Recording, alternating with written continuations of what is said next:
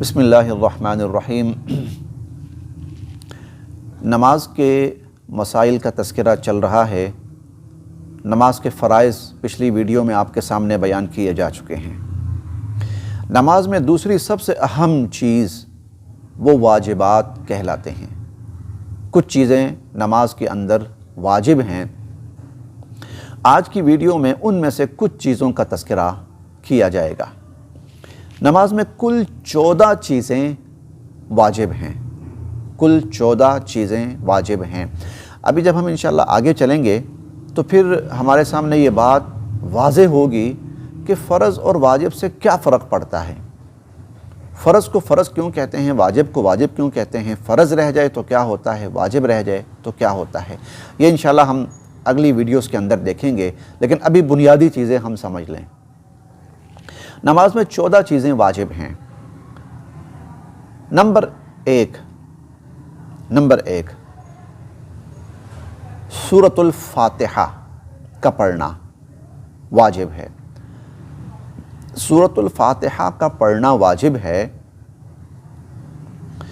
फ़र्ज़ की पहली 2 रकात में, फ़र्ज़ की पहली 2 रकात में। फ़र्ज़ समझिए, फ़र्ज़ से क्या मुराद है।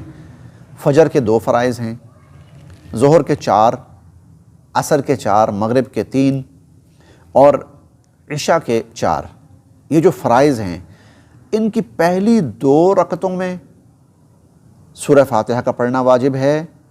और इनके अलावा, फ़राइज़ के अलावा सुन्नतें हैं, नवाफिल हैं, वाजिब हैं, उनकी हर रकत के अंदर सूरतुल फातिहा का पढ़ना वाजिब है।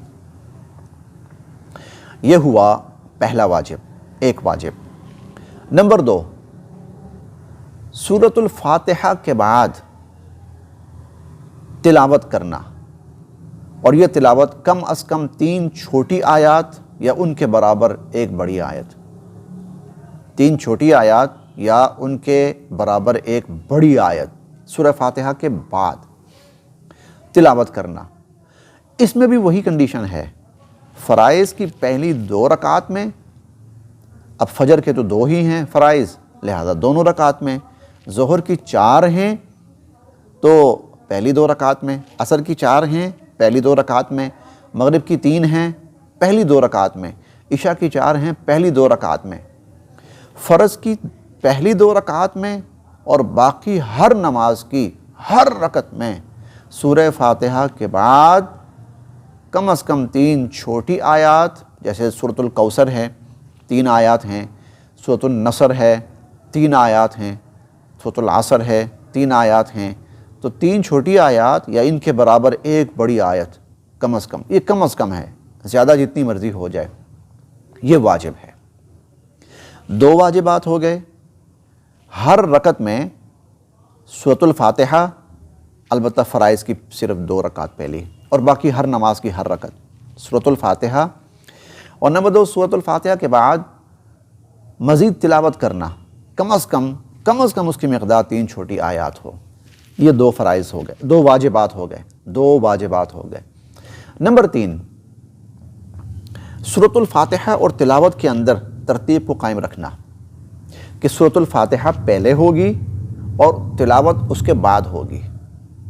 ये भी वाजिब है, ये तरतीब भी वाजिब है।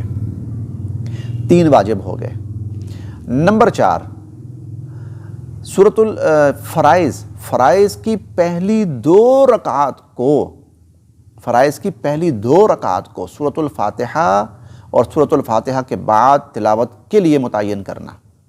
यानी ये नहीं कि कोई सी भी 2 रकात हो जाएं, आखिरी हो जाएं या पहली हो, नहीं, पहली और दूसरी रकात को तिलावत के लिए और सूरतुल फातिहा के लिए मुतय्यन करना कि सूरतुल फातिहा और तिलावत पहली 2 रकात के अंदर, और ख़ास तौर पर जो तिलावत है वो पहली 2 रकात के अंदर वाजिब है, तो 2 रकात को मुतय्यन करना। ये 4 वाजिबात हो गए। नंबर 5, रुकू के बाद कौमा करना। कौमा कहते हैं रुकू के बाद खड़ा होना। इस तरह खड़ा होना कि आदमी के जिस्म के तमाम आज़ा अपनी जगह पे आ जाएं, ये भी वाजिब है। 5 واجب ہو گئے۔ نمبر 6، چھٹا واجب وہ ہے جلسہ۔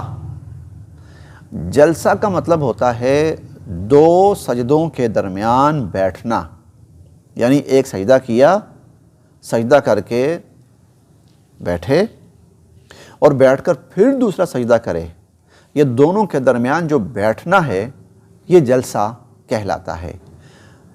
ہر رکعت میں قوما بھی واجب ہے، ہر رکعت میں، وہ فرائض ہوں، وہ واجبات ہوں، وہ سنتیں ہوں، وہ نوافل ہوں، ہر نماز میں قوما واجب ہے۔ اور ہر نماز کی ہر رکعت کے اندر جلسہ واجب ہے۔ جلسے کا مطلب 2 سجدوں کے درمیان بیٹھنا۔ یہ کل 6 واجبات ہو چکے ہیں۔ آج کی ویڈیو میں ہم 6 واجبات ہی کا تذکرہ کر رہے ہیں، اور بقیہ جو 8 واجبات ہیں وہ اگلی ویڈیوز میں انشاءاللہ بیان کیے جائیں گے۔ تو آپ حضرات سے گزارش ہے براہ مہربانی ہماری یہ ویڈیو سماعت کریں۔ اس کا مقصد صرف آپ حضرات تک علم پہنچانا ہے، علم کی رسائی ہے۔ السلام علیکم ورحمۃ اللہ وبرکاتہ۔